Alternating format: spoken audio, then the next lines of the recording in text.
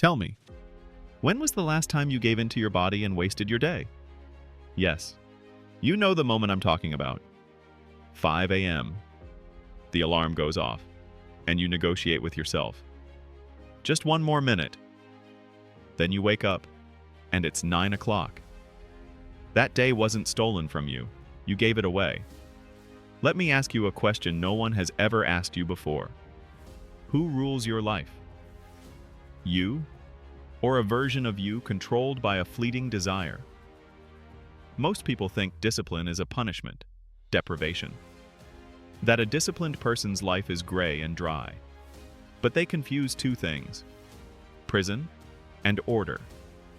Prison is when something outside of you restricts you.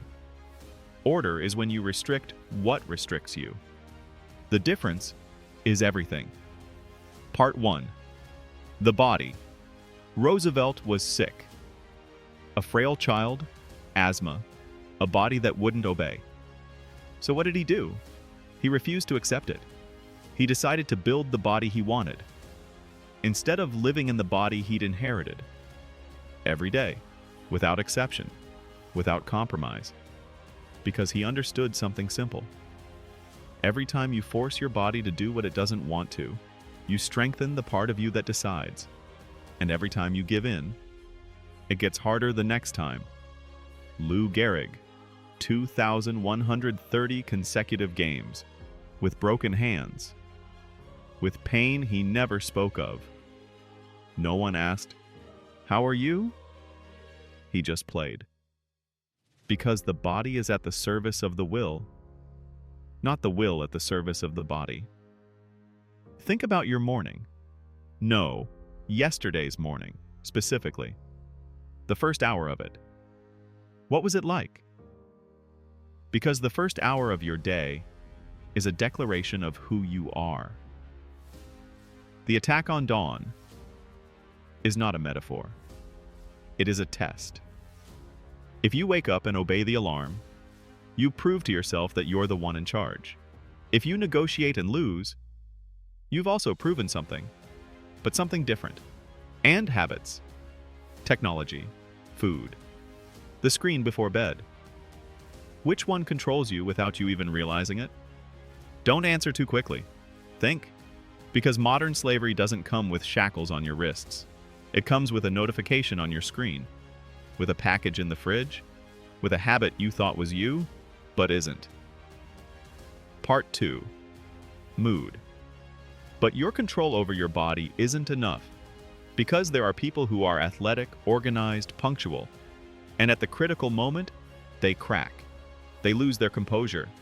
They say what shouldn't be said, because the body is under control, and the mind is still on the loose, floundering. George Washington, a commander losing battle after battle. His army is crumbling. The world doubts him, and yet, he remains calm.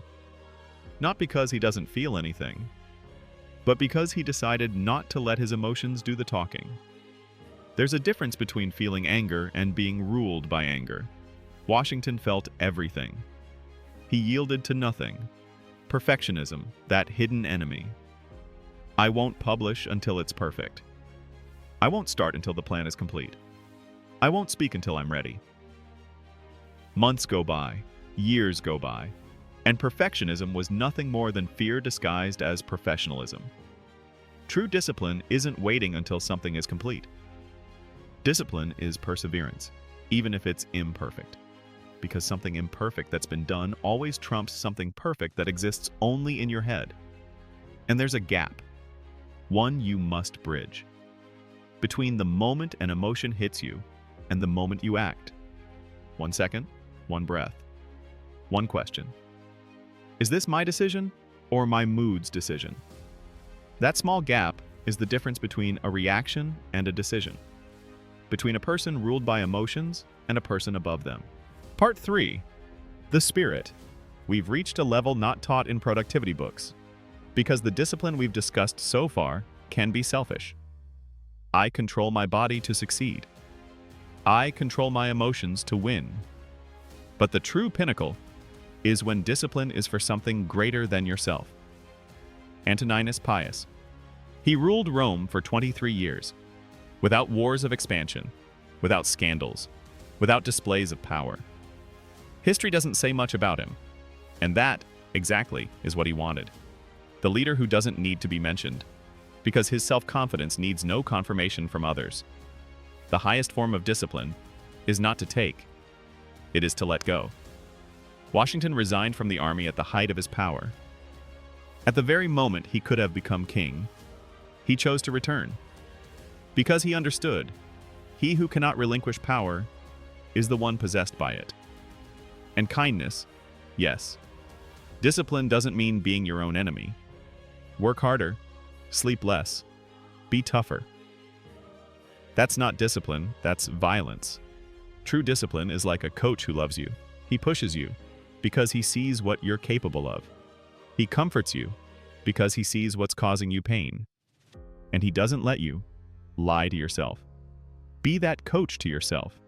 Discipline your destiny. Because your destiny isn't shaped by what happens to you.